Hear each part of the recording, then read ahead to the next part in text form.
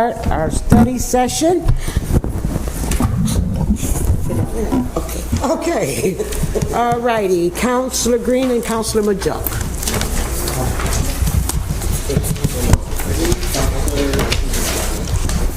They're on. That was just not. Okay. It's like we're sharing. Councilor Majuk and I have item 8A. We have discussed this. Councilor, I'm so sorry. That was loud. Discussed this at a previous meeting. Does anyone have any questions on item 8A? If not, that'll be ready, President. Thank you. I have item 9, and I'm going to call this ready for Monday. All righty. Councilor Caldwell. Thank you, Madam President. Blessings to all. I have items 10 through 21 today, with also a waiver item on here. Yes. Good afternoon, Julie LaFave, Commissioner of Parks Recreation. Items 10 and 11 are very similar in nature. We had 2 previously allocated and approved ARPA fund projects. One has been completed, that's the Burnett Park Pool, there is a balance of funds left. That's item number 10. Item number 11 was our greenhouse project. Further investigation into the greenhouse project, we will not be able to complete that project within the timeline of the ARPA deadline. So we're going to still try to do that project, but with capital dollars when we're ready for that. So what we'd like to do is reallocate both of those to saltwater conversion. We have converted 4 of our pools so far. We'd like to convert 3 more. The cost of chlorine has tripled, so it's destroying us right now. Add on top of that, we can't guarantee delivery of it when it is available, so we'd like to continue to convert our pools, and this will ultimately save our budget. There'll be a cost savings. Okay, and if I can, I'm going to skip to the last 2 of mine, which are 20 and 21. Those same dollars, we would like to, these are the companies we've been working with for the saltwater conversion. So if you approve 10 and 11, those funds would go directly to 20 and 21 for those companies to convert the pools. Just a quick question. 21 is just a one-time because it is for the conversion. 20 right? and 21 are a one-time thing. Right. They both would cover the cost of the 3 pools. Perfect. This applies the whole year, right? I mean, the whole season. It's just a one-time conversion done. Any questions on those before I move on? No. Any questions, councilors? Okay. Just a little bit outside of this item, what's going on with Chiller Park? Are they going to put in the new grass or what? The field? Yes. So we did a field we rehabbed the field a little bit into the fall. We aerated, top dressed. We plan to do that again in the spring, obviously weather permitting. Whenever spring is officially here, we do plan to fence it again. We are telling people who usually permit it that we're not going to do any permits before June. Now, Go ahead. I heard from a couple of folks that play down there that the field is sometime like this. It's not really. So that's what we're trying to, we need the time to actually close the field in order to address that. If we try to address it, but the field is open and people continue to do that, we will never be able to make any progress on it. When do you anticipate doing? So we are going forward with a fall and a spring maintenance plan, always, a rehab plan. But again, we would need the communities, when we fence it off with the 10 by 10 sections, we need people to stay off the field. So this fall, maybe? We did it in the fall. We're planning again in the spring. Okay. I was just going to, I mean, it's off the agenda. Sure. But the conversation of Spirit of Jubilee Park, is that coming back anytime soon? Yes, it is. So Spirit of Jubilee, we have currently allocated $150,000 for the playground, which I know is not what you're specifically asking about, but we do plan to try to get that done this year pending installer schedule. And in the next fiscal year budget coming up, there is $250,000 allocated, which will come to you guys for official allocation for the jam stage. Yeah, I had a conversation with JAM members over the weekend. I've been communicating with them regularly, so they should be, well, Reggie specifically, and They're walking the floor, they've been calling too. yes, I've told Reggie that it is in the next capital plan. And I can just, so since it was brought up, Julian, we met with the team last year, and it was just a process that had to be done so that can happen. Thank you. Any other questions? I think we're going to have some public meetings before we actually do this staging and all that. Well, hopefully we allocate the funds, and then, yes, we always do. I mean, for any of our projects, we do public meetings. Well, the last time, because I went door to door in that area, and people were unaware of it when this first came up, like last year and a half. But I'm not saying it was up to the Parks Department to do it, but I want to make sure that we have some sort of a public hearing, so the neighborhood is going to realize it's going So to be we an actually event site. we actually did Southside engagement specifically because last year you guys allocated $300,000 for Southside engagement in addition to the Spirit of Jubilee Playground, in addition to a number of other projects, the Kirk Park Memorial. So we actually already conducted the engagement. We actually have already results from the neighborhood, and the stage was a part of that came back as a part of the results. But when it comes to time to design and whatnot, the community will be engaged. They will help design it. They will help decide every feature that is allowable within the budget. Okay. And I thought those engagements were great because at the Southside TNT, I had those interaction, and I think the community was. We take all of our projects very seriously as they relate to any section of the city. We don't want to be the sole designers, so public engagement is extremely important to us because what fits in one community isn't necessarily going to fit in the other community or what they want. So we're heavy on public engagement. There's a whole study from 2018 that the community participated in. Yes.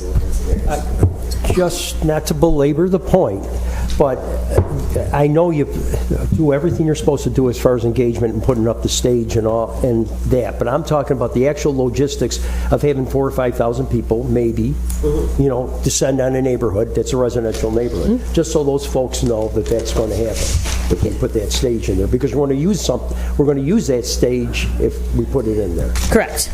Okay, so I just want to make sure the neighborhood's aware of that. Yes. Thank you all. Item number 12. This is to amend the current contract with Veterinary Medical Center.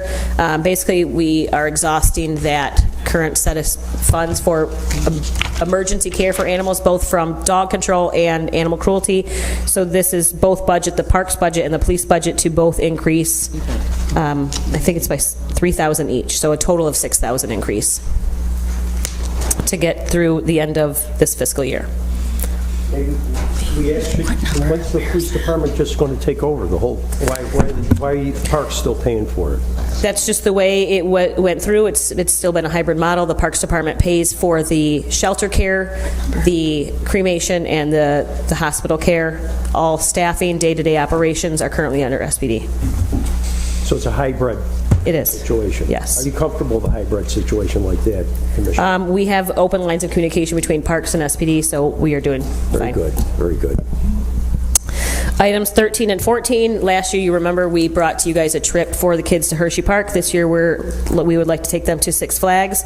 So 13 is for the purchase of the tickets. 14 is for the coach. We did get quotes. This was the cheapest passenger coach bus.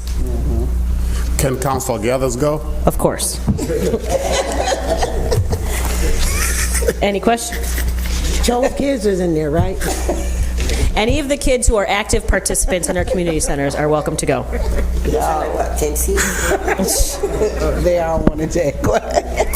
Item 15 and 16 is authorizing from the CIP. This is for $40,000 for office and building upgrades.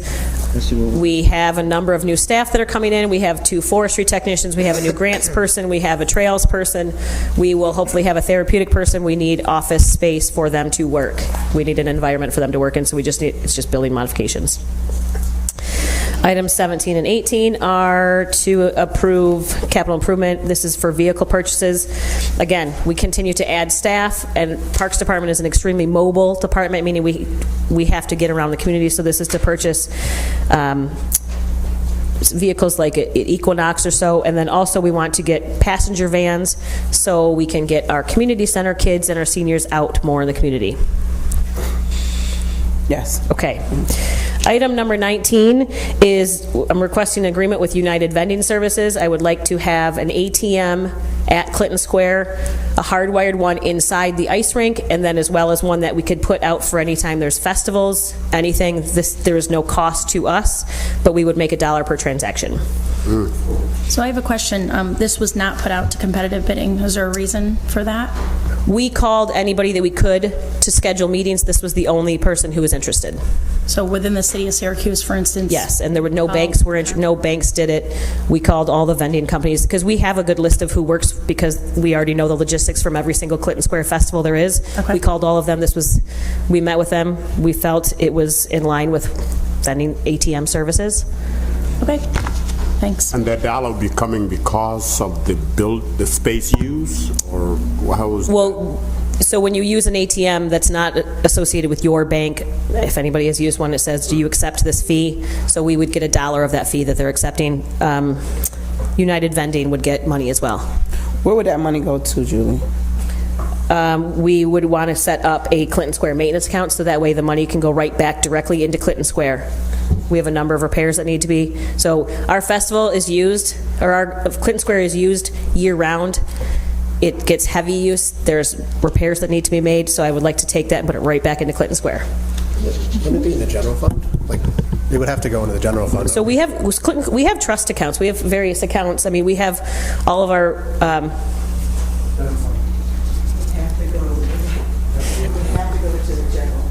Okay. Discuss how Okay. continue to maintain that square, which is used all the time. Our beverage fees go into a Clinton Square account.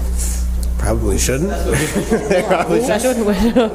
Okay. All right. So this was how I was advised to put it in through budget.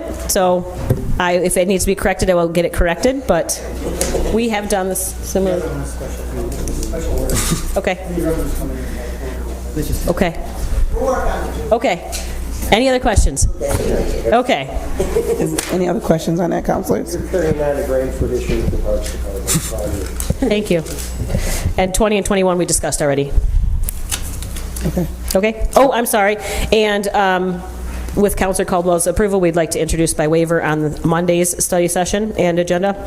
A waiver for non-residency for summer months only for teachers, coaches, employees of the city school district only to work our summer programming. The need being is we are aggressively working with the school district to increase the programming that we have to keep kids, they can continue from when summer school ends, we'll keep them right there and stay and offer programming.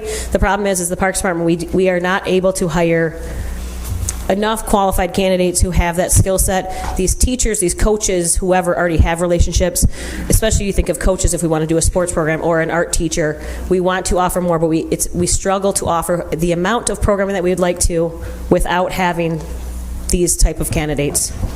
And I would like to say that Commissioner and myself met with the heads of Syracuse City School District, and we're working collaboratively together to build partnership with school district and parks, making sure that we're meeting the needs of our children and our community. And this will allow the parks to be open probably even longer and have more opportunities, so our children have more opportunities as well as the school district. I don't see this having any negative impact on the current people who already apply to work for us this summer, because we always have positions. So I don't anticipate that this would negatively impact the people applying for summer positions for us for those 6 to 8 weeks. We still would have positions for them. And it's just summer? Just summer? Yes. Any other questions? Great job. Thank you, Commissioner. Thank you. I'm all set, Madam President. So we'll start with item 22, which is an additional item related to the PBA contract. So assuming there's no questions on that, we can move right to item 23.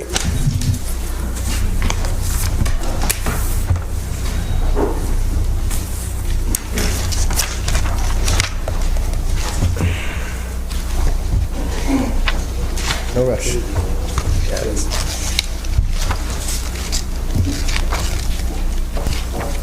Tim Rudd, Budget Director. 23 is an agreement with fiscal advisors and marketing. They're basically our financial advisors, so when we go to issue bonds, they help organize all our paperwork. They advise us on when to go and how to go to minimize the expense and all of that. So we had an RFP process. This is a local company in Syracuse.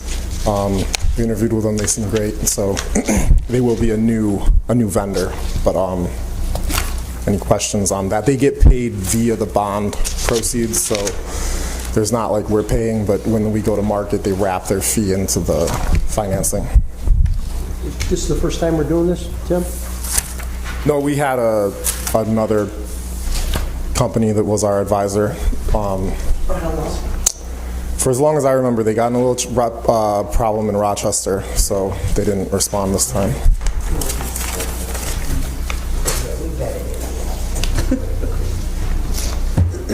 Any other questions on 23? 24 is, similarly, we had a process to RFP out the work with Fuss Charles for sort of both assistance to finance and to overall change within finance. They're the incumbent, they've been doing the work, everybody seems happy with them. Brad is not here, but Mike can happily talk more. Yeah, so kind of, I mean, Bonadeo is our external auditor. Just due to professional accounting standards, they can give suggestions, but because they can't, audit their own processes, they can't, really move the needle as far as like, this is what the new process should be. That's kind of where FUS is coming in. They're kind of more of our internal resource as far as providing, a roadmap to, this is where your internal processes should be.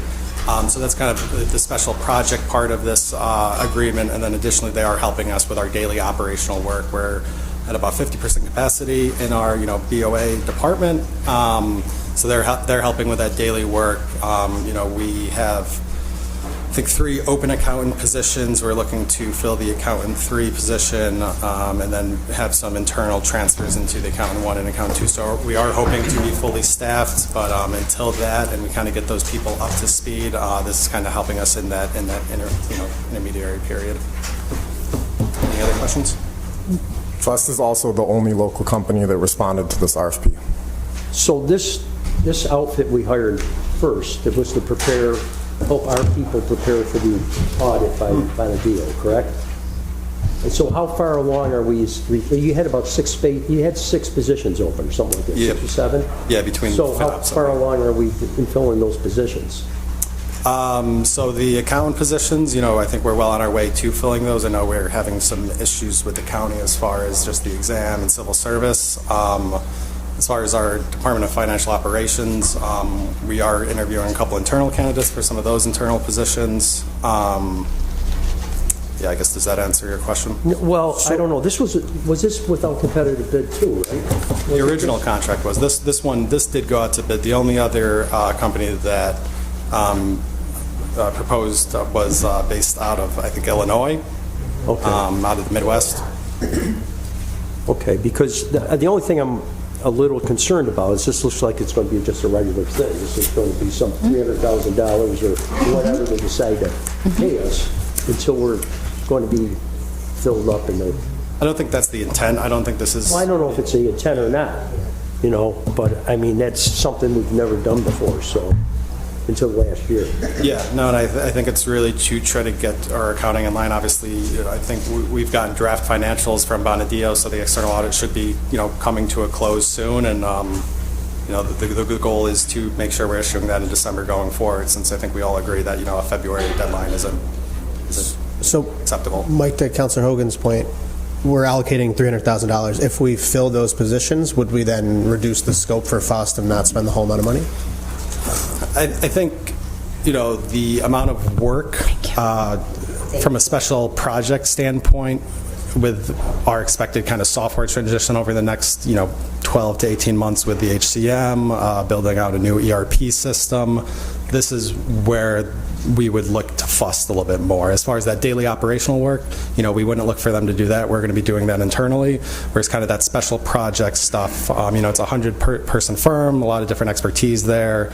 GASB 87 was a new GASB lease. It was a new lease announcement last year. That's something that, Brad and I, we shouldn't be experts on leases. We would look to them to provide that guidance. Similar to how fiscal market advisors would be our bond expert, this would kind of be our internal accounting expert. And that was kind of our concern. That's why when we had RFP for it, we had to look at it because we have to look at how we can't do, and then we don't have the expertise to do. So I'm okay with it. So, and I said an RFP. So, I know but you've mentioned President Hudson before. It's I think a lot of us get concerned about the incremental outsourcing of things that used to be done in-house. And I get that, but right now we're thinking.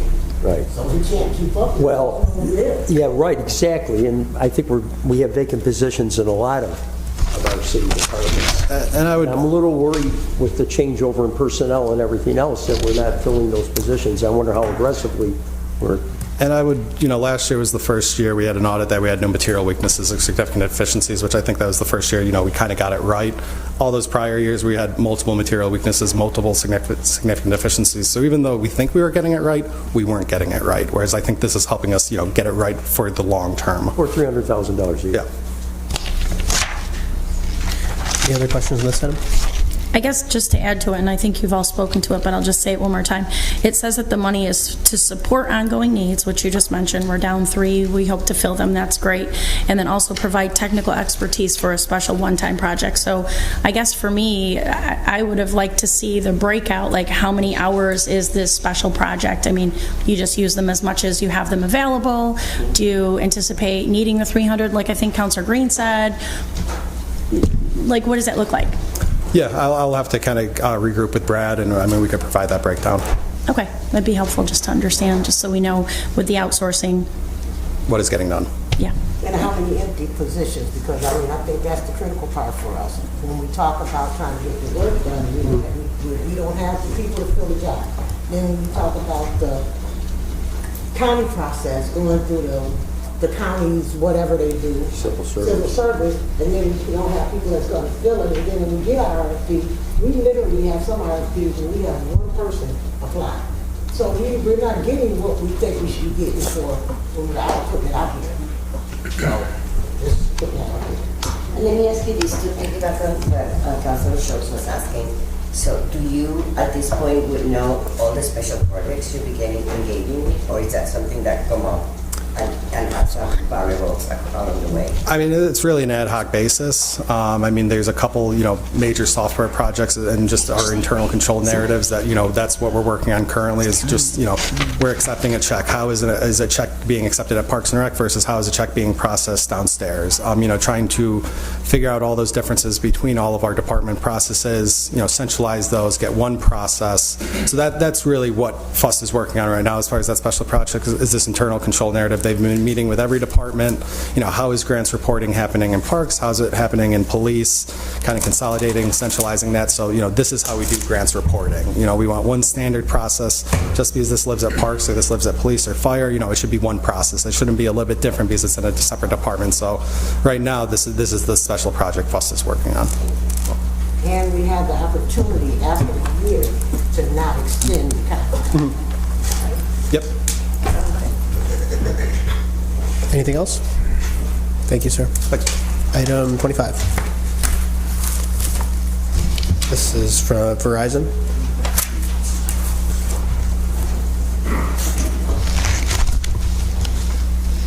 Good afternoon, councilors. Dave Proack from IT. Just a quick editorial comment. So IT shares the pain like finance does. We have multiple vacant positions, and it's unfortunate, but you have to depend on, you've got to keep the buses moving. So you have to depend on outside resources when you'd prefer to be able to hire candidates if we had them. So other departments share that problem too. Item number 25 is we want to enter an agreement with Verizon. This will be used to extend our IT network down to One Park Place, so that the people sitting in One Park Place will be just as if they're at City Hall Commons in terms of access to our network. So this will allow us to run fiber optic cable through Verizon's conduit system. And this is a charge not to exceed $7,500 for what's called make-ready work, so that we can run our cables through the Verizon conduit. One Park Place doesn't have Verizon in the building now.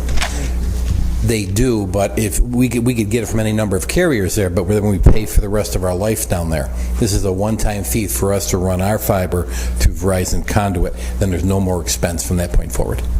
Got it. Any other questions on that one? Okay. You have item 26 as I also well? have item 26. Item 26, we're seeking your approval to install a burglar alarm system at Westmoreland Community Center. IT will be paying the freight for that, both the upfront cost and the monthly cost. There's not currently a burglar alarm there, and it's been a source of activity in the last year. Do we do it at most of our parks, or is this response to issues. Yeah, and I think I'm coming back next month with a couple more too, so. And so it ties into SPD if someone breaks. Yeah, this goes calls right out. Okay. Okay, thank you. Can I ask you a question? Yes, ma'am. Real quick, why didn't you just bring them all forward together? Because we're waiting on a quote from Syracuse Time and Alarm. There was a problem getting the quote for the greenhouse is the one we're waiting on right now. So this one was ready to go, so we're just, rather than waiting for it to get them all together, whenever they're ready, we just move them forward. Okay? Thank you. Thank you. Item 27. Good afternoon, councilors. So this is a $0 change request just to extend the contract through March 3rd. The contractor just took some vacation time and said, hey, we can stay on an extra month and not charge you any extra money. So we said that would be great. And that's it. Any questions on this? So the AS400 retired. Is this the last phase of the retirement? That would be lovely in my dreams. No, but this does create a plan to phase out the AS400. So the deliverables associated with have created that plan. Now, are we on track to meeting that plan? Probably not. I think A year or more? that would be specifically for timekeeping, yes. So for timekeeping specifically, yes. For payroll processing, core HR functions, and a couple other things that are still within the AS400, that would be within the next 2 to 3 years. Could that change to more than 2 to 3 years? Absolutely. It'll depend on, getting funding for our human capital management implementation, the other areas of PeopleSoft that we want to build out. So those things are dependent upon each other, but that is absolutely almost the number one priority in terms of retiring legacy platforms. That's number one. Kelsey, normally when people come to us, they come in after the fact saying, sorry, we forgot to extend the contract. So I'm grateful that you thought ahead and did it. So. Appreciate that. Gold star. For sure. Okay, the next one is item 28.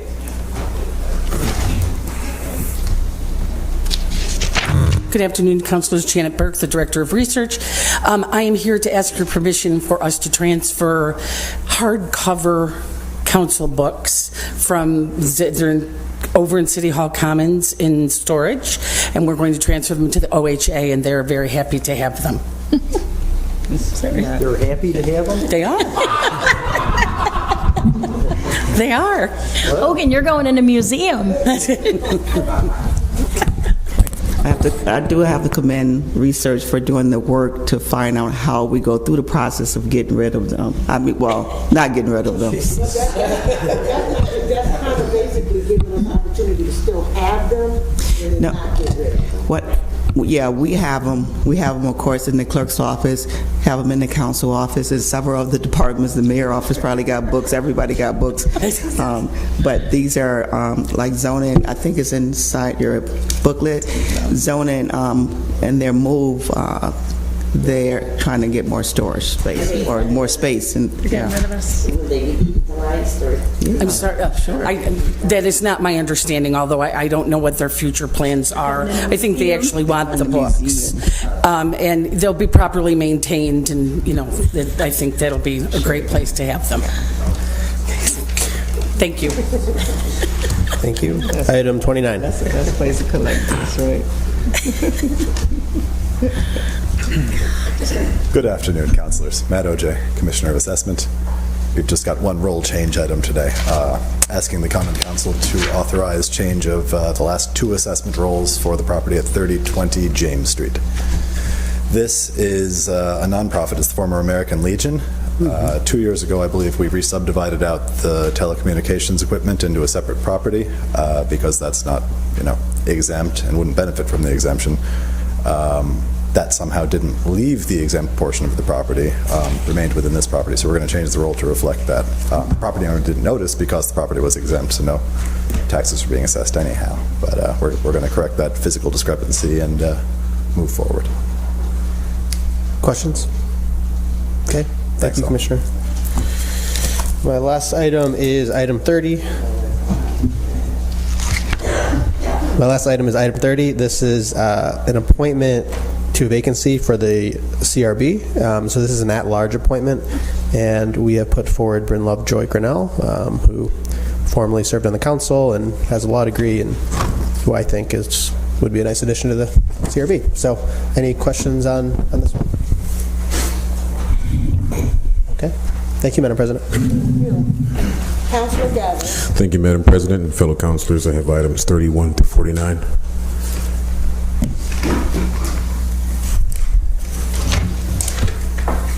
Afternoon, councilors. Corey Dunham, Chief Operating Officer. Some items 31, 32, and 33 are all related to the phased rollout of the sanitation carts. So if anybody has any questions. Any questions from the council? I do for 33. Okay. So you had talked in your presentation before about the possibility of Councilor Majuk getting an extra garbage can for his house. Just kidding. Not kidding. That was true. So where is the detail in the ability to get extra carts? So we wouldn't be offering extra carts to any, we would. Ever? So the ordinance currently says that you can have 3 32-gallon trash carts. That's what the ordinance currently says. And so the cart that we would provide would consolidate that maximum into one cart. So if the council wants to revisit how much trash someone could put out, we'd be open to doing that. But right now it's per unit 3 32-gallon carts. So that's why the solution that we're suggesting matches what the current maximum is. Okay. And you also talked about properties that are absolutely impossible to use the cart given the topography. So what are we doing with those properties? Yeah, so I think it would depend, whether or not there are properties that might be, we'd obviously like people to use a container, even if it's not our container. And so those are some of the details that we would be working case by case, because some folks, a container is not going to be feasible. Some properties, a container is feasible, but not one of that size. So, we'd be working with property owners on a case by case basis to see what solution could work for them. So, for instance, in the first phase of it, are there any properties that are questionable as to whether or not? I'm sure there will be. I don't have that number off the top of my head, but I have no doubt. And as we deliver the carts, obviously the folks who do this professionally, the carts company, will be able to flag for us, look, this is, this property is one that, in our experience, we're flagging for the city because we don't think a cart is going to make sense here. Back up on that, carts company? Say that again. So the company that's going to actually deliver the carts, the city's not delivering the carts to people. It would be the company that distributes them that's creating the carts. That's part of what we pay for. We're allowing an outsourced contractor essentially to determine whether or not a certain property should get a cart or not. No, I said he would flag it for us, and then we would review that property to say, you know what, yeah, we think we agree, or no, we think that this person would be able to use a cart. So, we'd be relying on their expertise to flag for us the properties that they think it might be a challenge, and then we could revisit it. So going back to the consultant that the council approved money for to do this plan, right? Was that not addressed in that consultant? What do you mean? The consultant, Barton and Judas, right? Didn't they follow trash trucks and mark down there needs to be route optimization? Certain properties can't. Don't we already have that data? Well, we don't have the 40,000 properties in the city and which ones a trash cart would work for and which ones weren't. We'll try to, in advance, to the degree that we can, identify those ones proactively, but we'll also, as a backup, as we're delivering the carts, also rely on the carts company who will be in contact with us to flag properties that, they don't think it's going to be feasible.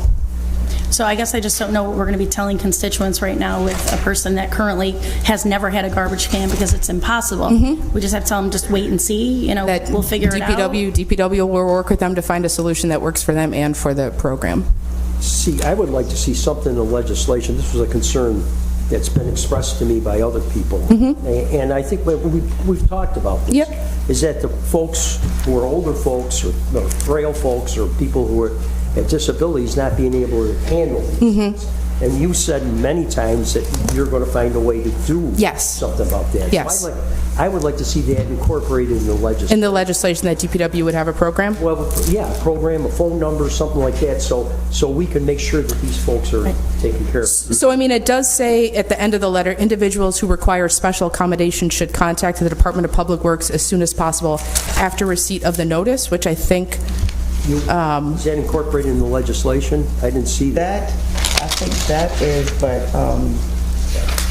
either way, Counselor, we can codify that in the ordinance that we would have a program to help people with accommodations. That's no problem. And the other thing is the change in the units. I mean, we have talked about, and I see, I'm under the understanding that this is sort of a pilot, but I guess we're not calling it a pilot. It's not a pilot because a pilot kind of indicates that you can easily pull it back, and this is not something we can easily pull back.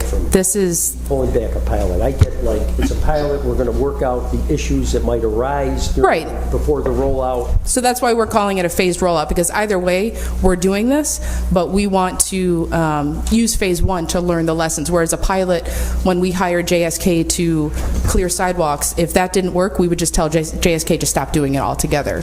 And so that's why, it's probably a distinction without really any significance, but the phase rollout acts similarly to a pilot in that we would learn, what changes we need to make before we go citywide. And on our talks before, we talked about, and I said, maybe some of these 10-unit buildings don't need 10.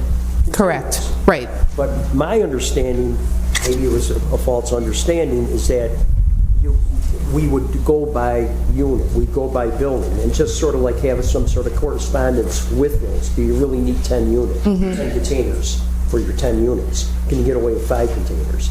But in here, you're basically limited to 4 containers for 10 units. Right.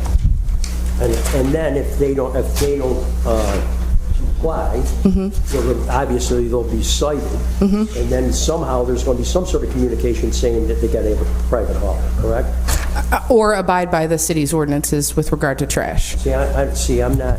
Me neither. I don't know if I'm comfortable with that. Neither. Corey, did you? So I'm sorry. Go on, Councilman. Okay. Corey, on this one, I see it's 4 units, 4 trash cans. Did you ever look at how many people? So it could be 10 units, but it could be 10 units, 2 bedroom, 3 bedrooms. Did you see how many people are in it? Because my concern is 4 trash cans for a 10 unit that might have 2 bedrooms, 3 or 4 people. It's gonna be trash everywhere. So how are we? So, if the landlords can't meet the service that we're providing, then they could go outside for a private service, but it was made clear to us through the committee meeting and the public hearing that a 1-for-1 was not necessary. And so we took a look at what we thought was feasible in terms of the operational challenges that we have and the constraints we're working under, and said, then we would, initially we thought 3 was the limit. We moved to 4 after getting feedback from the council, and so we're putting forth that it would be a maximum of 4 carts.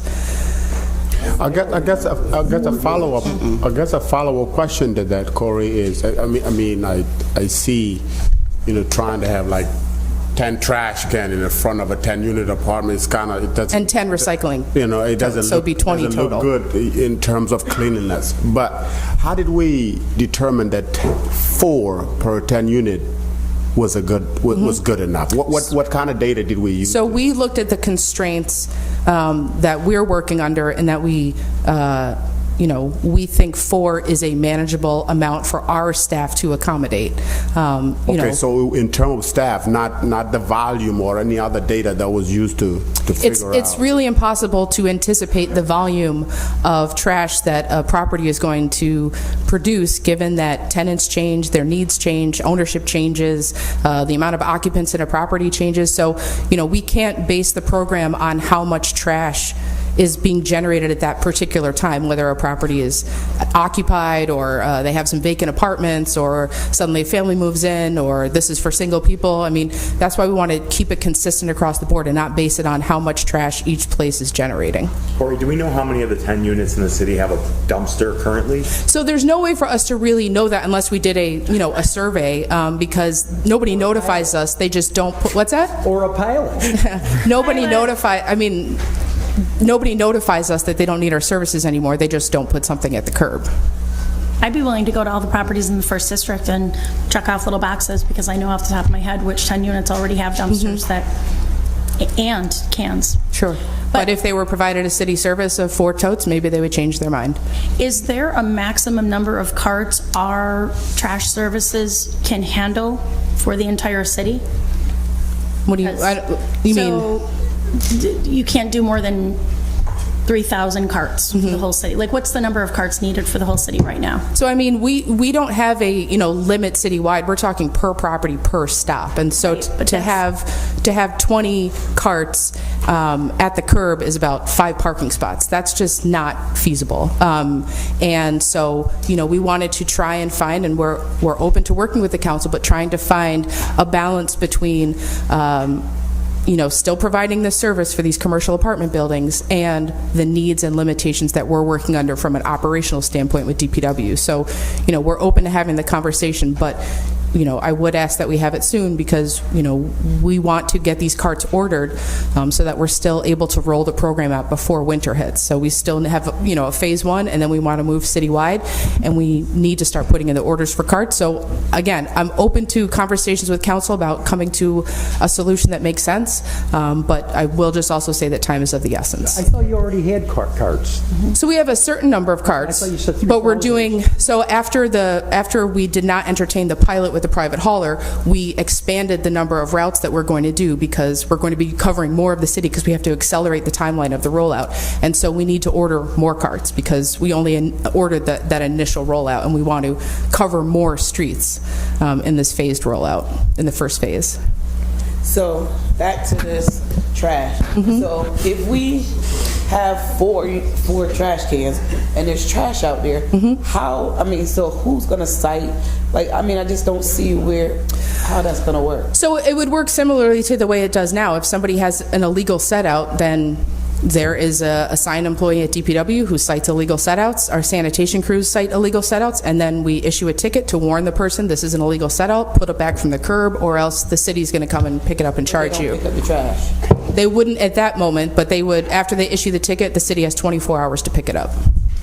So did we talk to the DPW staff and say, okay, if we do this rollout, because a lot of the staff has been doing those routes for years. Can they say these buildings have a lot of trash, or these buildings will have a lot of trash? What input did they say about? Yeah, we've been meeting with the crew leaders. They helped us select the routes. So they're involved in these conversations. So this isn't something we're just handing down to them. They've been involved in the conversation. The supervisors, who are former laborers themselves and often throw trash every day, to select the routes, to make sure that we're choosing routes that are balanced, that cover all the different types of issues that DPW has with sanitation, so that this is a true representation in phase 1 of what might happen when we go citywide. So do we have a list of how many apartments in the city that we're given a 4-unit that you guys are trying to propose a 4-unit to that has more than 1 bedroom?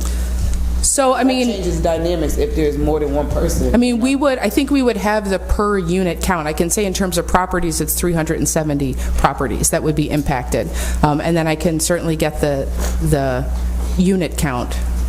And do we know where they are, in what parts of the neighborhood? Yes, we know what parts of the city they are. And that's, again, we would be continuing to provide the service at no extra cost to the property owner. So that, I think we've tried to address the council's concerns, but also try to limit the number of carts we're providing in light of the operational concerns we have. So if they find out they need 1 more of those big trash cans, can they solicit them and then, with a cap or something that you can get more than, So as we're proposing is that we would give a maximum of 4 carts. Again, I'm open to a conversation with the council to find a solution that works, but this is what we are proposing based on, the feedback that we've received from the council, that we don't need to do a 1-for-1, 1 unit from 1 unit, which I've heard from several councilors, that there was a concern about the potential financial impact on tenants.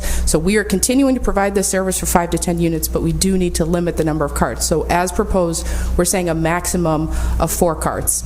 If you need more than that, then that's if you need your trash picked up twice a week, well, the city can't meet that demand, and so you would need to look elsewhere. This is as proposed what the city would provide as a pickup of 4 trash cans.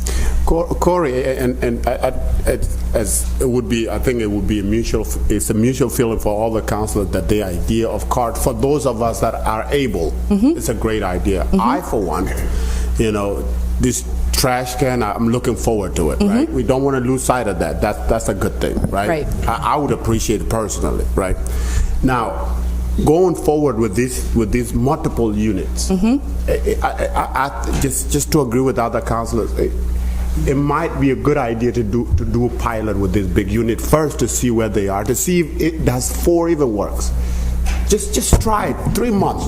3 months. So I mean, that's what we would. There are likely going to be a number of changes that we're going to have to make when we come back to the council after the first phase. We might find, I don't know, carts being stolen have not been a problem in any other municipality.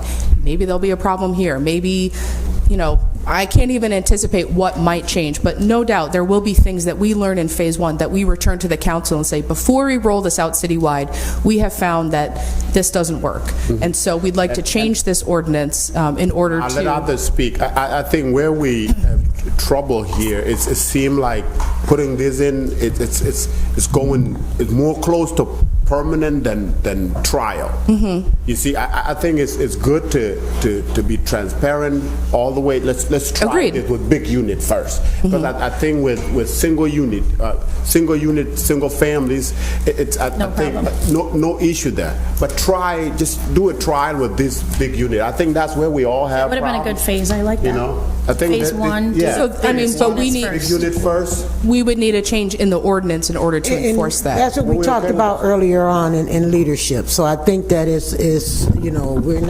we know that time is of the essence. We get that, but we have concerns as well. So I think that we need to continue briefly to talk to as a council and figure out where we're good. We're going to say 4 to 7 or 5 to 8 or whatever it may be. We need to have this conversation.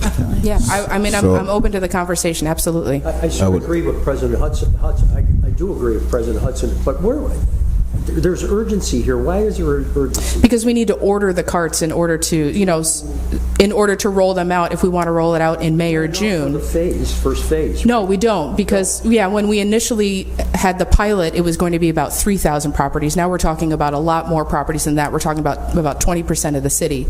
So we need to put in the order for more carts. And we talked to the vendor earlier this week who said, if you guys can, the city and if we're able to put in the order, next week, they should be able to still get them to us in May, which then we need to figure out the logistics of distributing them, and we want to do the entire city before the snow starts flying. I don't think we have a problem with the carts. I think we have a problem with the implementation.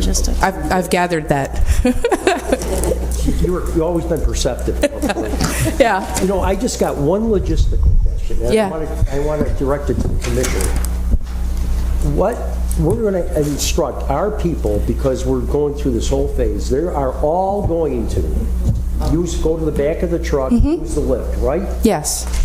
And we're not going to have guys running or guys or gals running up the street taking trash out of these big things and just throwing it, right?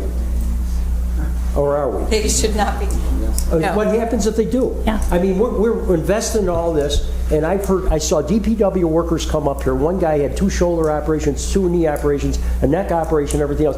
Somebody probably should have told him maybe get another career, really. But I mean, we're worried about the health of our workers, right? So what happens if our foreman catch them doing that? So we, thankfully, have a great new safety team, and they're going to be very engaged in this as well. Be out in the streets. Correct. So is it going to be a learning process? Surely. Is it going to take a little longer? You know how fast they are. It's going to be slower, but it's going to be 100% safer for them. So we need to instill that from the top down. But we do have an excellent safety crew that's going to help us enforce that and teach them proper handling. Okay. But are you saying that it's 100% required that they tip every can, even if there's one little bag in there that they could easily just do this with? Well, the problem is, even if there's one little bag, you can't reach it. Exactly. So you have to use the tipper. So they will be required that to from a use the human tipper. resource standpoint? Are they going to change the contract in the trash crew? I'm just going to interject at this point, because I'm going to have to hold this, because there's a lot of questions that need to be answered, and we want to see some changes on the council. So that's what I'll do, and then we'll move forward to the next two. Wait, now hold or what? You gotta say hold. We're gonna, I said hold. We're gonna hold these, and then we're gonna come back. Maybe we'll have a committee meeting, or we're to discuss with the council, and then we'll go forward from there. Okay. And then we'll go to. So, Joe, Corp Counsel, should we be holding 31, 32 if we're going to hold 33? Yes. Okay. All right, cool. All right, thanks.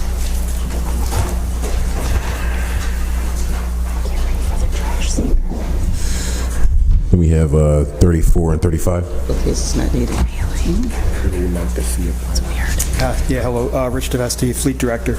These are just the annual purchases of equipment, vehicles and equipment for the DPW for the coming year. An array of many different pieces. All right. So I'm also going to have a committee meeting scheduled for these two. So I'll just send you the details on that, what we're looking for, okay? Yeah, let me know. Thank you. Item number 36.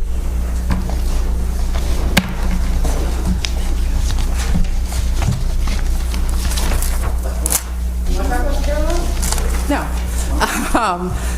A bit more fun item. So I was before this council a couple meetings ago to request a purchase for a new bell in the tower of City Hall, and we just had the incorrect amount down, put down a 1 instead of a 7, so just amending the amount, but still on track. What's that? I will gladly give away my mantle as the City Hall DJ and let somebody else take over once we Let me ask you a get question, this. Corey. So Yes. the bells, what is the bell up there now made of? Is it brass? What is it? I mean, it's basically just there's no actual bell. It's just a sound system. Okay. Yeah, but it has a limited number of songs. Okay. I thought we could make some money off of it. Yeah, to any scrappers out there, there's not actually a copper bell up there. Yeah, that would be nice. So yeah, I think the installation is just unplugging and plugging into a new machine, but it will offer us a lot more variety of songs, and it's going to be a lot more inclusive than what we have now. Thought it was a bell. Thank you. Item number 37. It's yours. Good afternoon, Council. Neil Burke, DPW. 37 and 38 are related to the Complete Streets program, which is a yearly program that we use to construct things like bike lanes, pedestrian safety projects, new crosswalks, and related items. Crosswalks, yes. Bike lanes, I just want to know, are there any more new bike lanes that are going to be coming in the city that are going to take up some more space? Nothing against the bike people, but I'm just asking. Yeah, we have a bicycle infrastructure master plan that's out there. We work to complete a few projects of that each year. Most recently, you saw James Street, which was a traffic calming and a bike lane project, which clarified that it's not actually 2 lanes up there in Eastwood, it's only 1. So things like that, as well as filling in a missing spot of bike lanes on South Salina Street around Kennedy and MLK, where there were 2 different projects over the years, and then the middle was somehow left out, so we came in with Complete Streets and finished it. So I have a question about the details of the project. It says includes construction of infrastructure, implementation of different calming solutions. We asked this last year when this proposal came in for traffic calming solutions around the schools, the flashing lights, school zones, and then you gave us more detail on specifically where they would be installed. Can Yeah, you that give us was a separate capital program, and we did put in for that equipment. Like most things, it's taking forever. That was my next question. But Where are those flashing signs? Yeah, we did request those items, and so that's a separate capital program. It's much smaller and much more pointed, but we'll stay on the supplier. So are you getting these devices from the same suppliers that we ordered last year? We aren't planning on using those radar speed signs for the school zones with this batch of Complete Streets. So the answer is no, although many of the suppliers are shopping the same wares. So the one contract that can offer you speed radar signs may also be applicable for a rapid flash beacon for a mid-block crossing. So there are delays in some of this, but we try and use as many contracts available as possible. So with the school zone signs, we ended up buying off a contract in Buffalo because it had a great price. Little did we know there was a waiting period with that. So now we know. So, okay, anticipate delays then, or do you have any kind of timeline, or just no? No timeline until we start putting in orders. Okay. If you can share any detail, that would be great. I drove Neil, one. I have one quick question. It's totally off of this, but why fine. you right here? How do we Geddes and Erie Boulevard? Have you been getting a lot of complaints about that traffic right there? There are complaints that come in across the board. If there's something specific, you can always send it to me. Well, yeah, because I've watched so many accidents about like this close to happen, like on a daily, because there's no arrow, and people are crossing, and you got Empower. You got so much traffic going in different directions, school district, Empower, different things. So it's just something I think we should look at. Sure. That was part of a traffic calming plan, wasn't it, a few years ago? That stretch under Geddes? Administration. That was, yes, I sure remember. I think we're treading into the weeds, but yes. We are treading in the weeds, but it still affects the people on the west end, because I don't think they were ever 37 and 38? Yeah. What more would you like to know? Well, I'd like to see it changed. But Councilor Caldwell, it hasn't worked for 15 years. Maybe we should look at it again. It works. It works, yes. It works. Frustrates a lot of people. Frustration's the goal. It certainly does. A lot of folks are frustrated about a lot of different things. To bring this back a little bit. So, Complete Streets is different from Vision Zero, but they can relate to each Right, other. absolutely. It's along the same board. So things like traffic calming, road diets, the bike lanes, or the new crossings, those would all be sort of Vision Zero tactics, stuff we're already doing, but a Vision Zero declaration really kicks that up to the next notch. That's not really the focus of this. This is kind of keeping on what we've been doing. So if it comes to Vision Zero, I think we'll see some new items come forward as it relates specifically to those sort of initiatives. Well, Neil, just to ratchet it back a little bit, I know we're in the weeds a little bit, but maybe could we make an official request to take a look at Geddes Street, especially where Geddes and Erie Boulevard, where Council Caldwell. Since there's a lot of activity in that general area, now we have, with the sidewalks you put in and the Panchitos and the beer building and all that, maybe we should look at that area. Could we do that? Sure. I'll find a way. Of course, Councilor. Honestly, I've sat there and watched. Only one car can turn per light. So you figure if you're turning, making a left, one car can turn per light because the cars are going, right? And there's no signal, so you get one car to turn per light. And everyone always runs the light because they're stuck in the middle because they want to get through the light. So with that being said, and then I know there's a new warehouse building that this was built there too, so it's going to be more and more traffic. Renown's, yeah. Good. Thank you. Anything else? Any other specific intersections, streets, blocks? Councilor Gathers, can we have a committee meeting, and ask Neil all our great questions? While we're asking that, honestly, there's one in front of the school, Syracuse Academy of Science, in front of Harrison Bakery. That is a danger zone for those kids. I saw 2 kids get hit there because there's no arrow. And, there's Harrison Bakery, kids are walking back and forth, the church sits there, the school sits there, and when you're turning, there's no left turn. So you're really, traffic is coming up and down again too. So, and that's in a school zone part, so it'd be nice to see if we could get something there too. Yeah, we recently did upgrade that school zone, especially a lot of the signage, no turning restrictions. So those are in place now, and they should make a big difference. Okay. Neil, I thank you. Thank you. All right. We'll go for, 38? Oh, no, 37 and 38 together, right? Good afternoon, councilors. Ken Towsley, street lighting manager. So following up on streets, we're going to talk about the lights. I'm requesting 2 separate amounts here, one for interstate lighting and one for the legacy lighting that we have. The interstate lighting deals with repairs, troubleshooting on 81, 690, the associated on-ramps, off-ramps, and the underpass. The legacy lighting deals with lighting districts and other neighborhoods that have lighting. This is an ongoing maintenance that we do, replace, repair, etc. So, can I ask you a question? When you talk about the interstate lighting, does the state reimburse us? No. We end up owning the lights. So when those agreements came into place 60, 70 years ago, we ended up taking control of those lights. Same question I asked Neil. Can you give us a list of the streets and the areas that we're talking about for these improvements? It's the whole city, Counselor. So it's So every single on-ramp, every single underpass. so where we're going to do it, I can't say without, I can give you a list. So I have an idea that I want to work on 690 working east from the 81 off-ramp down to Thompson Road. There's a group of lighting on the highway that are out there. Coming west from Thompson Road to the 81 north, there's a handful of lights there. Installing new or upgrading? Replacing what has been taken down by accidents, and then performing troubleshooting. We do have lights that are up, that are not running.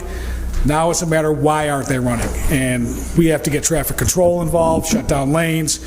Some of the work can be done off the lower streets, be it Canal Street or Burnett, but a lot of that work has to be done off the highway to troubleshoot. We don't know why the lights aren't working. Ones that aren't there, I can tell you why. There's no light. Teal Ave, underpass, overpass 690. Is there any slated for that area? That whole run, so from the 81 off-ramp all the way down to Thompson Road, going east. Okay. So that whole run, we've taken care of, I think, a dozen within the past year.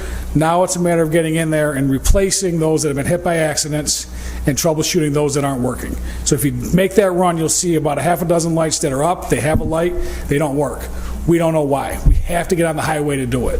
That's the big thing. We can't do any work from down below. We have to get on the highway. And then you got to have the traffic control, all the safety protocols that come into play for that. Can I ask you a question?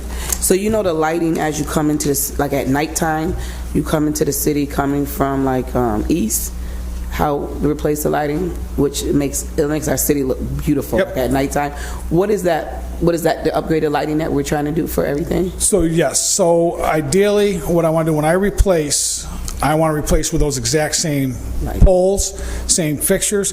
I had ordered some last year. I've got some on order this year, but I want to go with that same type of lighting. And areas where I know that 81 construction is not going to affect is where the priority is. So they don't get taken down and then dealt with it that way. Those areas that 81 is going to affect, it's more in the lines of troubleshooting and getting those lights up and running that we have. Those lights are beautiful. Can I ask about the legacy lights, though? Yep. Because I know there's a lot of legacy lights going through that whole Solar Street area. Solar? Yeah, Yep. down through Solar.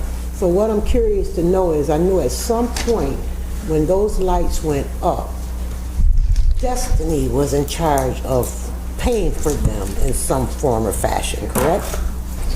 So the way I believe, I think that, everything, all the properties are assessed a special lighting district assessment, and that runs where those lights are. Now that opens up a whole different can of worms, Madam President, that we can get into at another time. But so basically, the property owners along that pay an assessment for the lighting. All the way down to the harbor area, correct? So it'd be from Plum all the way down to Bear Street, where that decorative lighting runs on Solar. Okay, and does that wrap around? Because I think we talked about this a couple of years ago. You know how when you're getting off on that ramp, when you're heading like by Dinosaur, when Dinosaur's over this way? Harold Place, yep. You know, where they're under that bridge? Yep. Those, we haven't replaced those. You're talking coming off Russ Franklin onto Evans Street, right? The two pedestals lights is where you're talking about, across from where old Romans used to be? Is that where you're talking? No, I'm talking about where the old Red Cross used to be.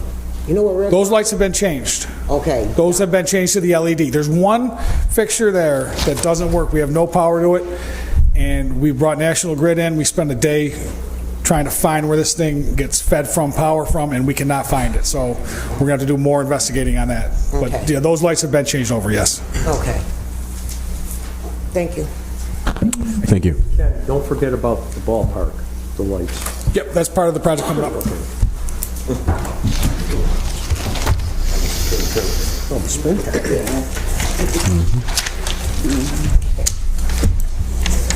Good afternoon, councilors. Mary Rabison, city engineer. I have item 43 through 49. 43 is accepting lining of 3 sewer manholes associated with the Syracuse Tech Garden building addition in order to meet the county one-on-one sanitary sewer offset. Questions? Okay.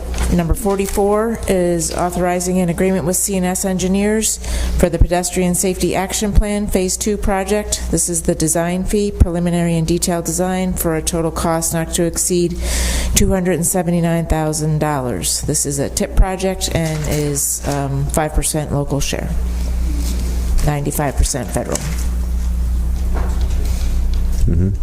Questions? Item 45 is authorizing an agreement with CNS Engineers for a city-owned building facilities assessment.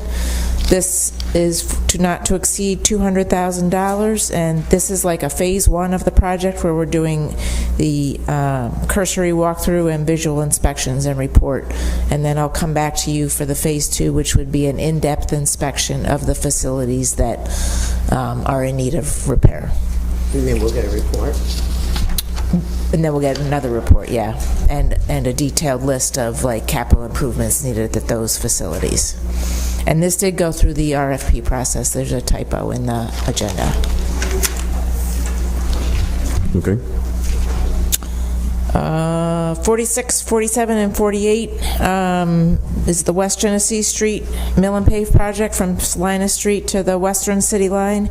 We put the project out to bid. I've been here many times for this project. Came in over budget.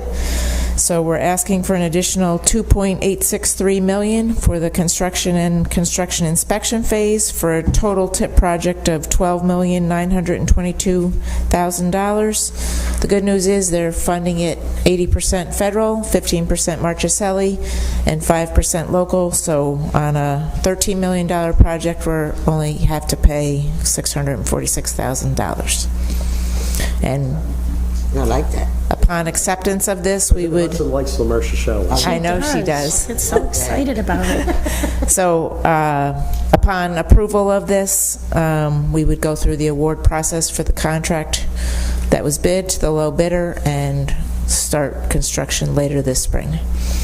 But it will be a 2-year project. Okay. Just wanted to give you a heads up on that. Any questions on that? No question. Last one is a revocable permission for Syracuse University and Centrio, who is their contractor that works on all their utility, electrical duct bank stuff. So it's a revocable permission to install electrical duct bank across Irving Ave, the 900 block, and Stadium Place, the 100 block. It's typical revocable permission. Annual income from it should be $2,067 a year, and it would increase according to the Consumer Building Index, or Consumer Price Index. It's not nothing they got to dig and put. It's just going to be... No, it is going to be underground, but it just goes across the street, so it's one cut perpendicular to... When... Yes. Yes, we've had pretty good luck with Syracuse University on that. Yeah, I want to ask a question that's a little bit different, because I know that most of us sit on different RFPs. And I've noticed lately when we do RFPs for a lot of different things that we're failing to get what we're looking for. We may get 1, we may get 2. Is there a reason why we're not getting folks to take these RFPs from the city? In terms of getting the number of responses?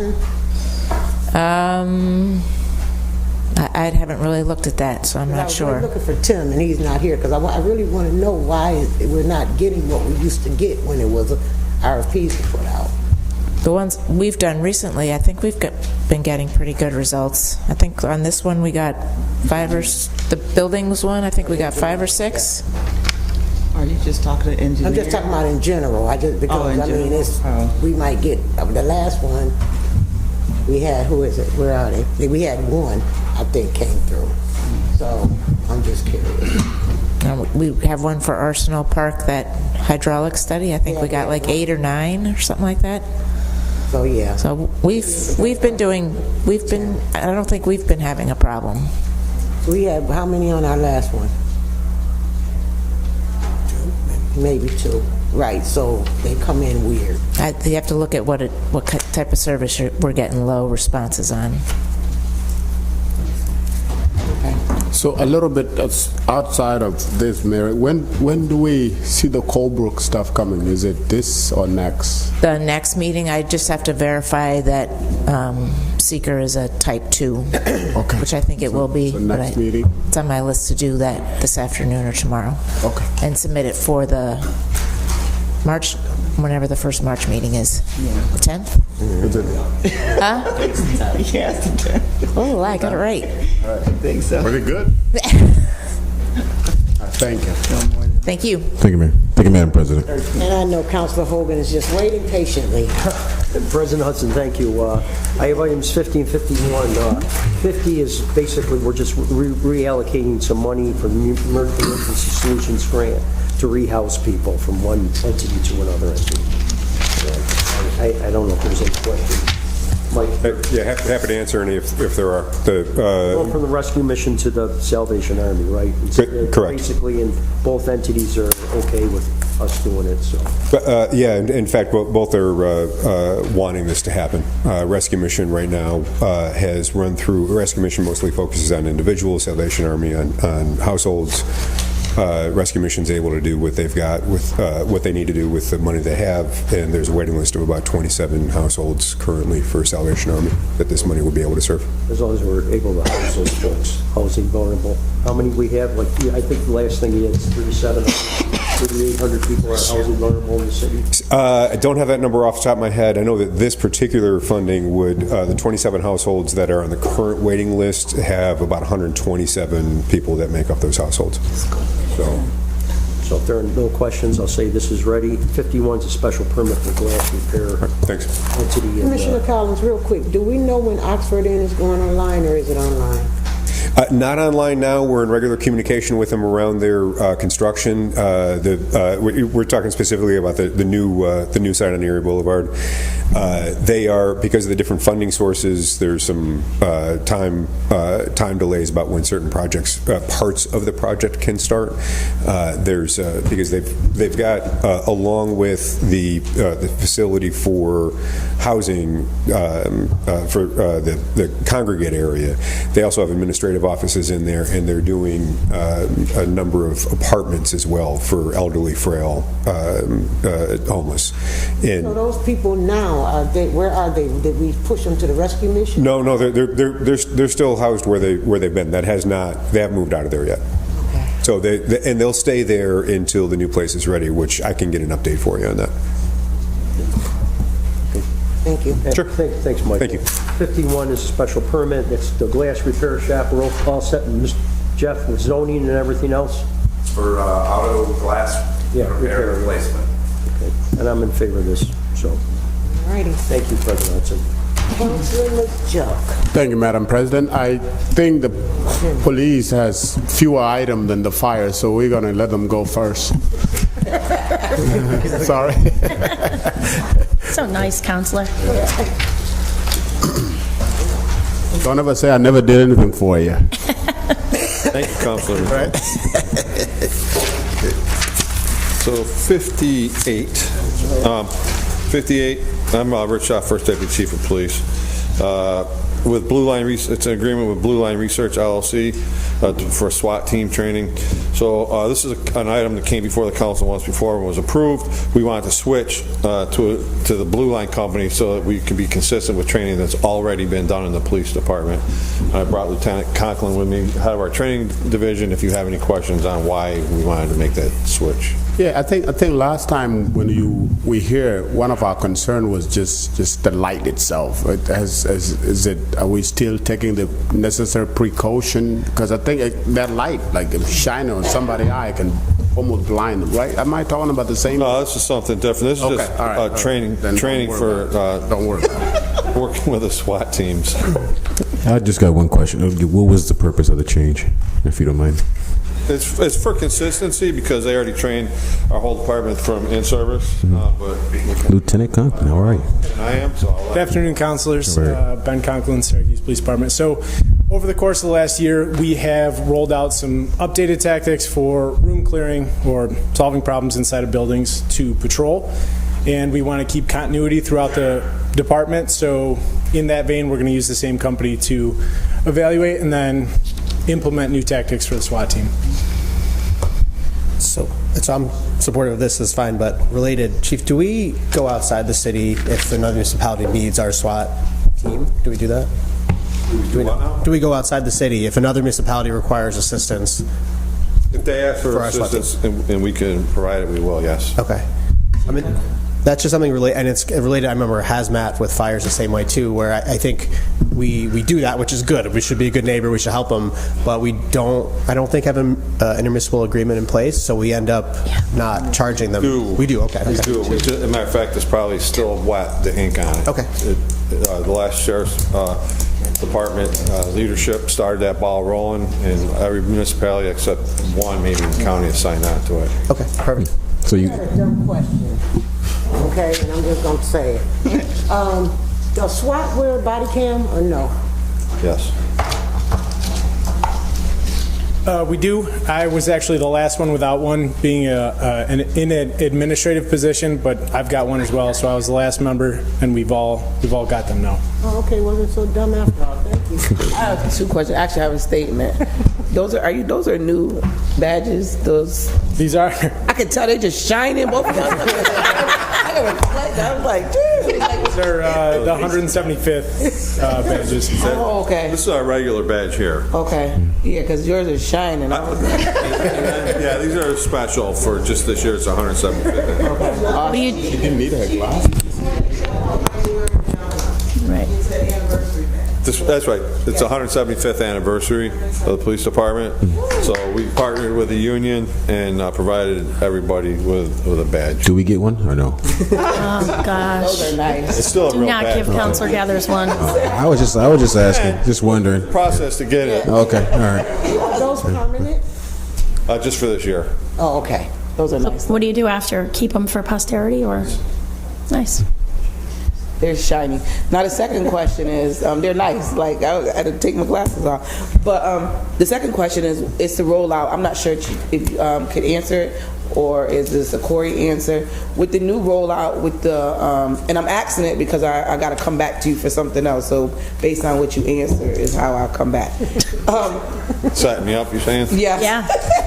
So with the new rollout of the officers and the new time, like the 4 or 5 days off. The officers, look, Lieutenant Colonel, don't leave. It might be you too. No, I'm just kidding. The new, with the officers that are doing the community policing and the officers that are in school, how do they phase into that? Repeat the question, please. So with the new rollout, so in the summertime, the officers that are normally working like in the schools, how do they phase out into that? Use the mic, Counselor. So, Yeah, with the new contract, with the hours. So right now you have them working for, how you have the new proposal with the new contract. The officers are working so many days, so many hours, so many days off, so many hours. The officers that are in the school are on a different phase, right? Because they're in the schools, right? so they're on a different, I see what you're saying. Yeah. Yeah, so they're on a 5-day, 8-hour schedule. Right. So there's built-in, I think it's bonus time or comp time or something that they're afforded on a monthly basis based on that. In summertime, they either stay in the school, based on the school needs, they can either stay in the school for summer school, and what generally happens is some of them will go back to the patrol division, at which point they won't get that incentive and they will be working in the new schedule. Okay, so some of them will stay and then some you'll be able to flex. Okay. So we usually evaluate, and I used to be heavily involved in the schools, I'm not anymore, but we evaluate every summer, how many do we need for summer schools to cover that, and then the rest would go back to patrol. Okay. All right. That's it. Thank you. You're welcome. Other questions? Number 59. So number 59 is a grant, permission to go into a grant that we've already purchased these cameras and we're wearing them.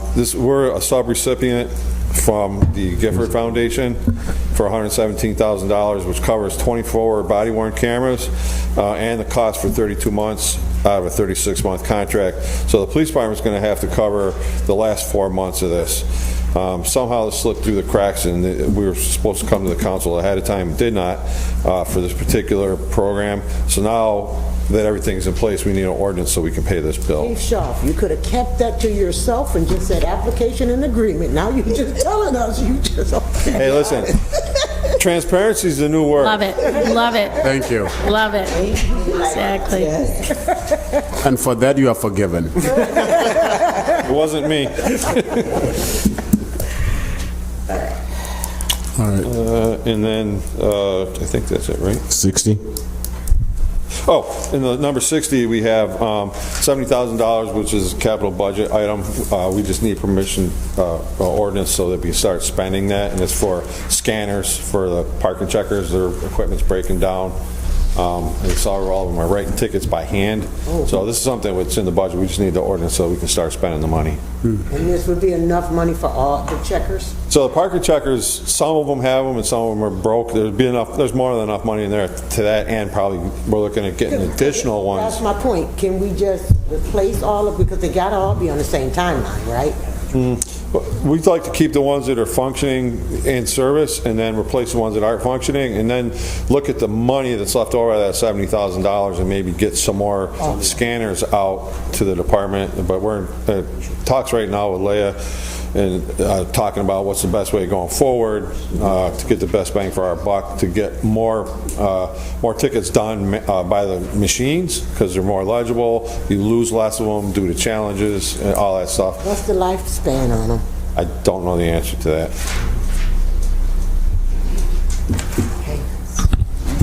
But the phones, so it's however long a phone lasts, right? And then there's a printer. My Note 8 almost lasted 10 years. Exactly. So some of them will last that long. But during the weather, people are writing with them. And then there's a ticket printer that they have to wear, and that's also exposed to the weather. So they're probably not getting 10 years out of it. They're getting several years out of them. It's time for upgrade.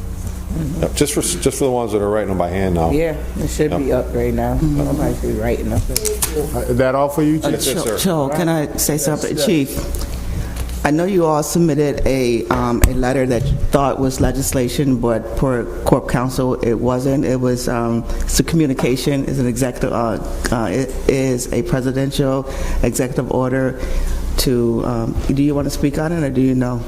I mean, if it's going to move that forward, I can speak. No, it's not, legislation is not required. I just wanted to let you know. Legislation is not required? No. Okay. So one of the things we have to do, and I have a list that I can provide everybody, that we have a list of items that would be available under the 1033 equipment program. That's a military surplus. And per the President's executive order, we have to notify our governing body that should this equipment become available, we'll be trying to purchase it. And I can supply you guys with the list. You all got it. Okay. That's kind of it. Other questions? Thank you, Chief. Thank you. Maybe we should order some. Fire?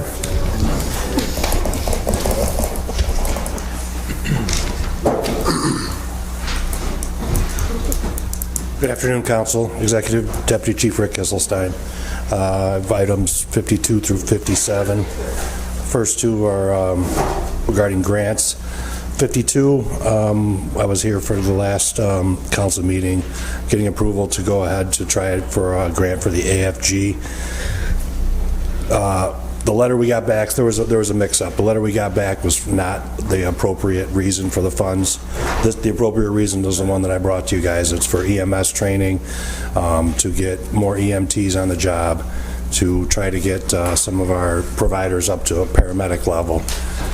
When it came back to us, it was for hoses and equipment or something like that. So this is just to make sure that this is the appropriate thing was, logged in the clerk's office. Any questions on that one? Questions? Item 53 is for another grant. This is the SAFER grant.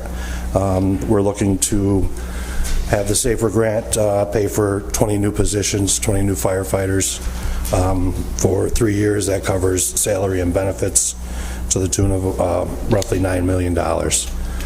We are at the tail end of a current SAFER grant reporting period right now. It worked out really well. It gives the city time to adjust to the expanding size of the department. That gives us 3 years before we have to actually start paying for those salaries and benefits. So it's a nice, we found that it's a nice buffer to grow. So, Chief, let me ask you this question, right? When we talk about PSLA and all that good stuff, so this grant, like we have a senior coming out of high school, they have to be a certain age, right? Yep. We need to be 18 to take the test. So, say I'm 18, I'm coming out of high school, out of PSL. I believe it. Thank you. Out of PSLA, would I qualify to go in under this new grant as a new firefighter? This would be for anybody that's on the list. If you're on the list, the next, if we get this approved, then the next 20 firefighters that we hire would be from this grant. Okay. So if you were on the list and you were hopefully high enough, you got 100, I'd imagine you would get 100. So even with the recruitment process that's going on, when you recruit them, as long as they're on the list, they fall under this grant? Yes, yep.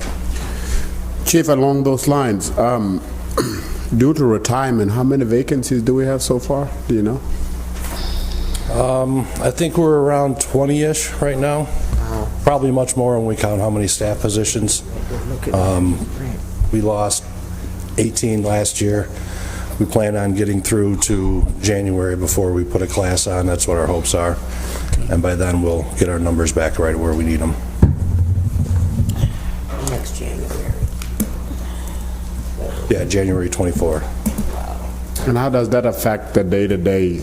Are you guys managing without overworking? Yeah, we're managing. As you know, there's 72 spots, 72 seats every day that are out there. And if there's an opening, we have to hire it with overtime. So it does affect the overtime, but I think it's still keeping it within reason. That's one of the things that we consider about when we want to put a class on, is how to keep the overtime at an acceptable level. Are you on 24 shifts now or no? No, that's July. Okay. Other questions? Thank you. Okay, item 54 and 55 are together, as well as 56 and 57. Both of these are our apparatus were in accidents the same day, Christmas Day. Truck 3 was in an accident at Geddes and Fayette. And this is for the repair of that apparatus and the authorization to use the authorized repair company. It's a Sutphin vehicle, and there's only certain companies that are allowed to work on those. So this is to authorize Sutphin to work on this and to fix Truck 3. And then items 56 and 57 for the same reason, on the accident on the same day at Salina and Wolf, where we were hit, damaging spare engine 8. So this is authorizing the waiver for Bulldog to do the repairs on. This is a KME engine. So this is the authorized dealer for KME engines. Okay, did we get the insurance company or the people that did it? That's legal's handling that, yep. Okay. Are these Truck 3 that our was vehicles insured? Pardon? Our vehicles are insured? Our vehicles are not insured. Okay. I'm sorry. I guess I did misheard No, that. I said you were right. Did we get the people that hit us? Yes. Okay. Yes. At least one of them's on camera. We had the green light. The one at Salina and Wolf, the driver claims they also had a green light, which is unlikely, but that's where that stands. Any other questions? Thank you. Thank you so much. That would be all for me, Madam President. Thank you. All righty, we're winding down now, boy. Thank you, President Hudson. I have items I am in for Councilor Allen, and I have items 61 through 78. 61 is a part of that great program that we used ARPA money for emergency repairs, when folks couldn't basically track down their landlord to make the repairs, correct, Deputy Commissioner? So, is there any questions on this? Okay, I'm going to 62. I'm asking Kimon to come up, and we have a bunch of land bank properties. Sure. Good afternoon, Councilors. Kimon Jordan, Director of Housing and Neighborhood Planning. So item number 62, the property is 415 Boston Street. It is 27 years delinquent by about $52,000. Item number 63, there's a typo in the agenda, so it should be 1442-44 Burnett Ave. I see. And that property is 3 years delinquent by $8,477. Come on, that one. Is there a tenant in the ministry part of it, or upstairs, or both? So I believe upstairs. So nobody, the ministry downstairs is empty? Correct. And that property was declared unfit for a series of open violations, and Patty Lynch in our department has been in contact with the resident. All right, item number 64, 924-26 Cannon Street and Pleasant Ave, 4 years delinquent by $5,734. Item number 65, 1026 West Colvin. That property is 20 years delinquent by $78,000. Item number 66, 205, it should be Crafton Ave. That property is 66 years delinquent by $35,886. Item number 67, 102 Elizabeth Street, 3 years delinquent by roughly $5,800. Item number 68, 625 Gifford Street, 5 years delinquent by $16,542.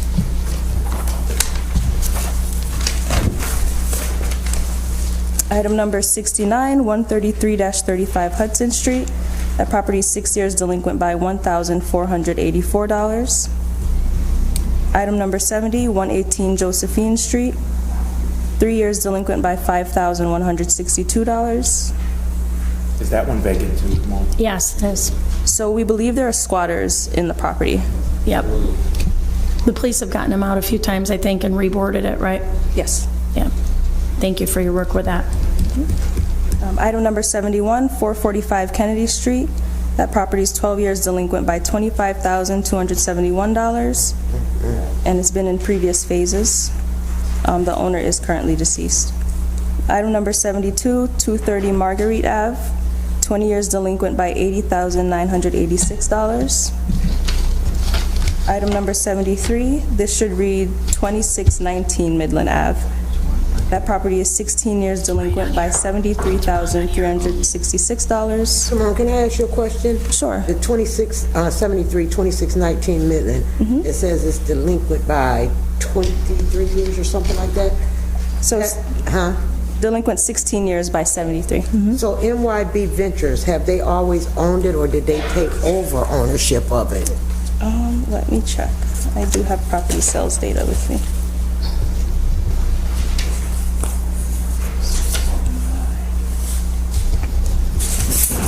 City outfit, probably president. Because it's an LLC, and I'm wondering how long they've had it, or did we sell it to them? There might have been a situation years ago when the auction, because they're in the New York City outfit, I believe. Because I see two LLCs on here going down too. President Hudson, I know they haven't owned it for that while. It's an LLC controlled by Mendy Kletsky. Use the mic, Commissioner. Thank you. Sorry about that. It was purchased by them along with the portfolio about 6 years ago. Okay. This is an LLC controlled by Mendy Kletsky, whose name is probably familiar to everybody here. Can I ask a question though? So you said it was purchased 6 years ago, right? Oh, I'm sorry. No, more than that. That's 17 years ago now. Okay, in so 2006. they purchased it, they never paid. Sounds about exactly right, yeah. LLC.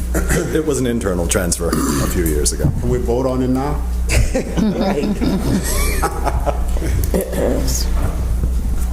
All right, item number 74, 1205 Milton Ave. That property is 20 years delinquent by $22,795. Item number 75, 143 Nelson Street, 5 years delinquent by $10,613. Item number 76, 1639 North Salina Street and Wolf, 3 years delinquent by $16,952. Quick question, I don't know if this is the appropriate place to ask or not, but this is a row building next to the Bunny Club, and given the fact that the Penfield building, which is going to be providing housing to some of our most vulnerable population, can we have that in mind as we go forward with what we're going to do with the property? And I'm sure Councilor Hogan in his district has big plans for it, but it's concerning that it was a vape shop, thankfully no longer a corner store, but we've got that the Bunny facility going up. Big plans for? Did you say that? No. No, I don't. No, I said I hope we have good plans for it because it's hooked to a bunny club and then the other side is an antique shop. So I'm curious to see what the city has in plan for that. Absolutely. So we don't have any current plans so an interested buyer did reach out to express interest. I'm sure there's lots of interested What they buyers. express interest for, because you smiling. Yeah. So it was for a Metro PCS, like one of the phone stores. store. Cell phone store. So we're not necessarily in favorable, we haven't had that discussion yet, but since the owner is deceased, we figured get it into land bank inventory and then we can collaboratively plan. I'm thinking like a prayer center or something would be good, meditation. Well, actually, obviously, if this has potential for housing, we look at that situation too. Yeah. And it's come on, it's incorrectly identified in legislation as District 1, but I just checked with our Thank you. assistant corporation. Oh, it's definitely counsel. 2. It's District 2 on this sheet. Yeah. District 1 on the other sheet. And so is 78. She knows this too, yeah. So, okay. Ms. Jordan. Item number just- 70. Oh, Sure. go ahead, finish. Go ahead. I was going on to the next item. Did you have a question? Go ahead, go.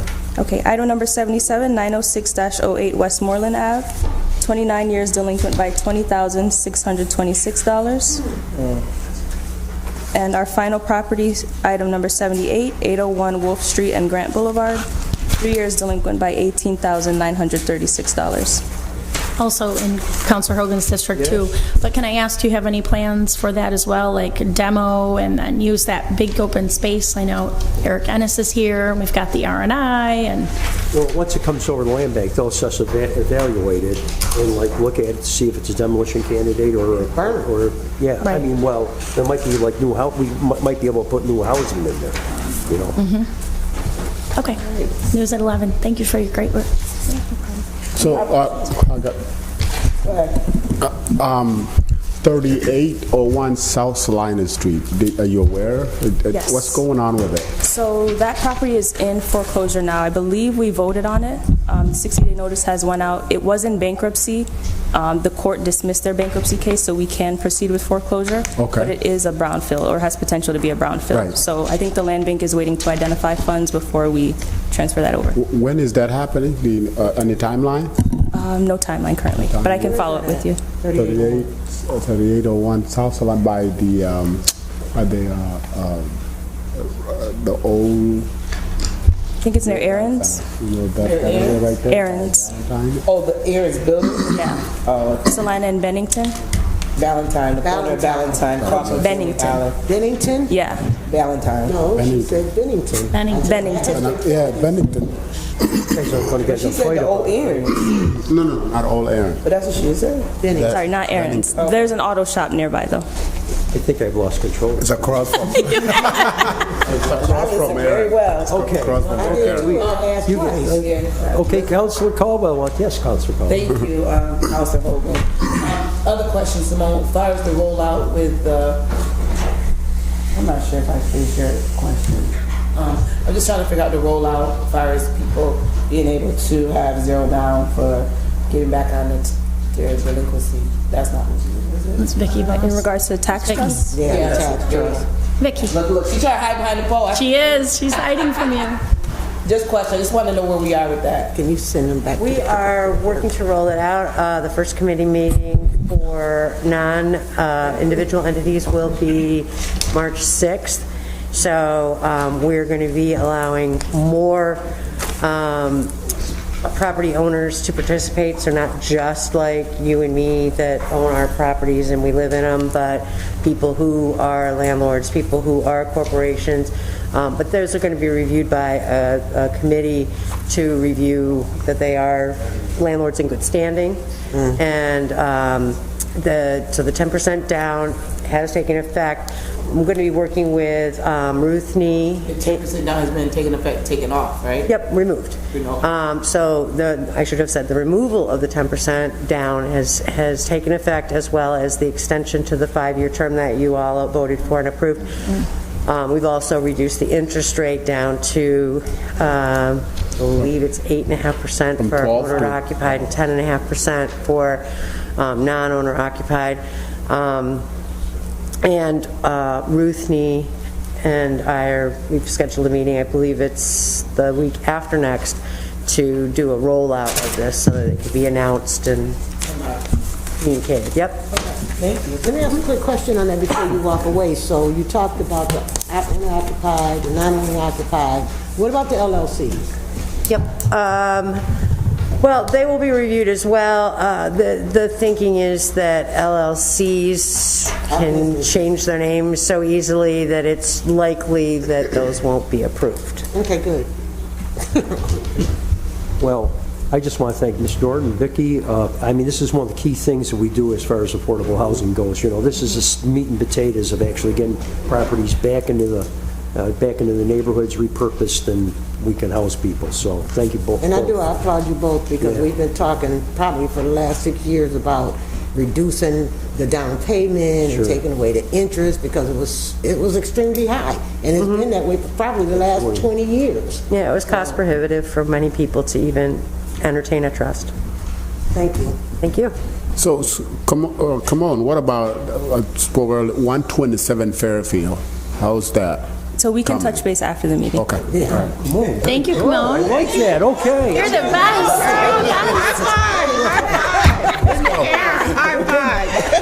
President Hudson, they're all ready. All right. Shut it down. Let's go. I need a motion to adjourn.